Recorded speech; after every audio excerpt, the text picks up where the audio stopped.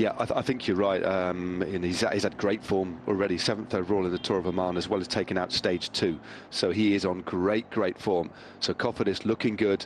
And we've seen now that Rowan Dennis has dropped away. His job is done. Jonas Vingegaard is now on the wheel. I think it is of Attila Valter. Lovely views here. So just a completely different day than we had yesterday. Crisp, chilly day, but a beautiful one nonetheless. Yeah, and a glass still Atlantic Ocean. Look at that, hardly any waves hammering in here at all. Really still, really calm, totally unlike what's about to happen, because this is the final climb of the day, the Monte Trega. We're onto it already. Cofidis lead onto it. It's the first time of the day where we're struggling to see yellow jerseys. We're looking for Jumbo-Visma, one rider on the outside, but they seem to, and I should say, of course, that the Hungarian champion is still there as well. Attila Valter, he's looking good. I think we might have lost... It looked like it was actually Johannes Stalain Mittet on the right-hand side. The young rider for the Continental team is taking it up on the front. Attila Valter, a couple of... Izagirre is on the wheel of this man now. This is where the road starts to kick up. And this is a ferocious pace that's been set by Izagirre here. Oh, he looks really good, doesn't he? Stamping on the pedals. Very early on, though. This is a big hit out very early on. So I wonder whether it is for him or whether he's doing this for a teammate. This could still be all about trying to set up Jesus Herrada. Yeah, so I think Herrada's a little at this. I think this is Jose Herrada. I think you can just see Izagirre a little bit further back there. Very similar styles on the bike, but I think it's Jose Herrada on the front at the moment. Jesus Herrada is, I think, their protected rider, but as you can see, they have got options, and already on the lower slopes, there's still over 3Ks to go. This field is shedding riders very quickly. Yeah, the back door is very much open, and they've been dripping off since we took that right-hand turn onto the road.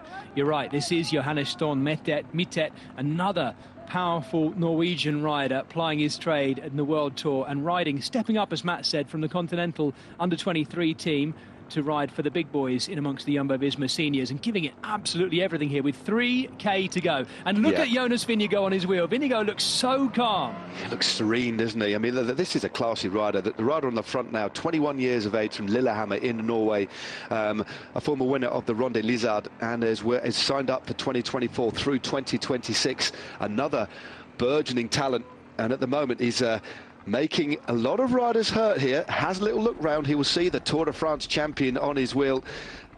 Still a long way to go, 2.8 kilometers to go. We have about 40 riders left, and most riders here at the back struggling to stay in contention. Great bit of pace setting by this youngster.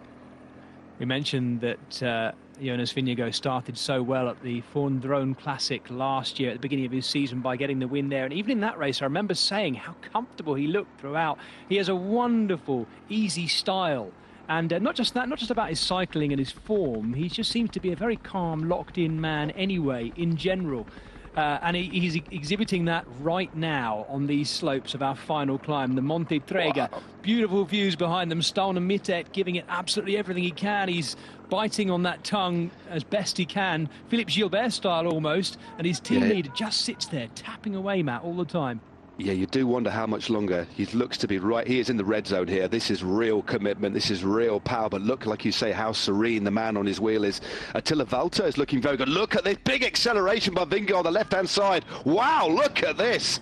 Massive. The Tour de France champion goes. Who's got anything left? It's one of the Cofidis riders trying to stamp across. But even now, even at full pelt, Jonas Vingegaard looks totally in control. He's looking over his shoulder to see his damage. Who can come with him? Well, 2.3. Back. Did you see that? Izagirre looked and thought, no way can I even go with that. That was a ridiculous turn of speed from the Tour de France champion. Beautifully set up by the man from Norway, Johannes Storm Mittet. What can this man do now?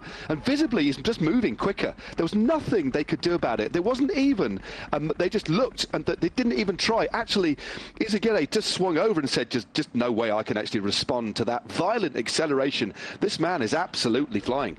2K to go for Jonas Vingegaard. Just 1 week ago, of course, we were watching his big Tour de France rival Tadej Pogacar romping away from people and taking everything in his stride in the Ruta del Sol. Well, I wondered at the time what kind of message that might send to Jonas Vingegaard and how he was feeling about things. Well, I think we're getting our answer right now. He's coming into this season in very fine form indeed, the defending champion of the Tour de France, and starting perhaps as he means to go on the attack as well. He indicated that yesterday by taking the opening bonus seconds of the stage, and today he's made an attack from a very illustrious leading group, and they have no answer to it right now. No, they don't. They've settled into a rhythm now, though. They couldn't do anything about the stinging attack. The way he just cut that apex, just look at the speed. The average grade at this climb, a reminder, 7.5%. He's still on the big ring, absolutely flying up here. 16 seconds is the gap. Beautiful shot there, and he's romping. It is almost if, well, anything that Tadej Pogacar can do, I can do better.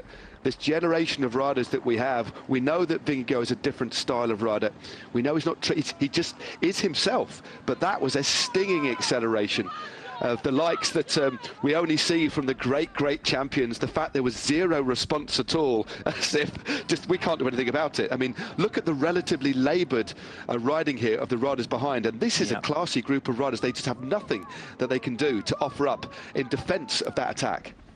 That looks like Jefferson Cepeda of Caja Seguros just trying to limit his losses. There's a remarkable difference in form between our leader here, Jonas Vingegaard, and them, because they look like they're really labouring and pressing on the pedals. Vingegaard is obviously working incredibly hard, but he has this wonderful, relaxed and yet incredibly powerful style.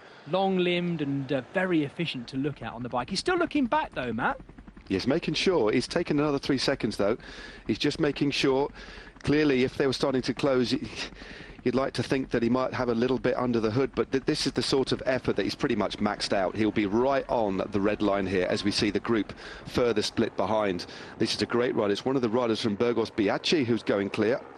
Not too sure who this one is, but he's out of the saddle, and he's opened up a bit of a gap on the group behind. So good riding by this rider, and he's moved clear, but look at the sprocket that he's on there, on an enormous gear compared to everybody else.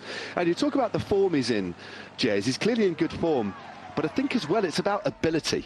It's about, there's form, the current form, but there's the ability, the capacity of these riders. And look at the state that everybody was in under the impetus and the pace being set by Storne Mitted. And yet Vingegaard was just tranquil on his wheel, and then he hit out. It's just, form clearly is there. It won't be his Tour de France form, but it's just the capacity that he has to go hard off the pace that's been set behind, in front. Yeah, absolutely. It has to be said, contrasting him with Tadej Pogacar last week, that was a deliberate attack by Jonas Vingegaard and his team. Pogacar last week was talking about how actually others were attacking him, and he had no choice but to cover and then go over the top of them and what have you, and yet they just weren't strong enough to go with him. This is totally different. This is Jonas Vingegaard taking the race, and his team taking the race totally to themselves. They've chased all day, they've closed the gap to the breakaway, they've gone over the top of the breakaway, and they've led him into this final climb. This is a very decisive and deliberate move, and here come the cobbles as they turn off the main road. So this is going to be quite rough. Let's have a look at how bad they are. Yeah, they're pretty bumpy, aren't they? Very narrow, grass growing in between. The rider that's accelerated off the front of the next group, Jez, is Victor Langelotti of Monaco, has had a 6th place on the stage of the Tour of Oman, so he's looking good, but this is very steep and clearly very, very bumpy indeed.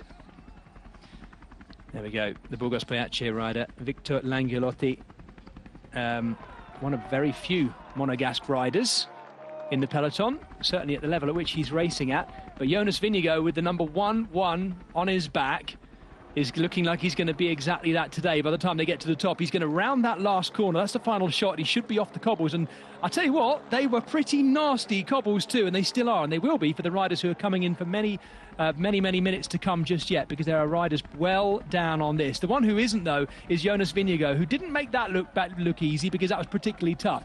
But his attack today has been utterly devastating, the defending Tour de France champion. He'll have looked at Tadej Pogacar last week. You couldn't have missed it. He won 3 stages and the overall of the Ruta del Sol and made it look very easy. He might have looked at that and said, you know what, anything you can do, I might not be able to do it better, but I can do it just as well. And he's romped away to win today. Great performance by his team, Jumbo Visma, and you can tell Jonas Vingegaard is in form. Final bend for him, and he'll be into the last, I think, 200 metres now, if my estimation is correct, as he comes around that corner.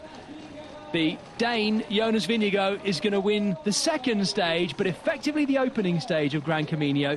And what a dominant final ride up. What a great climb as well, up Monte Trega.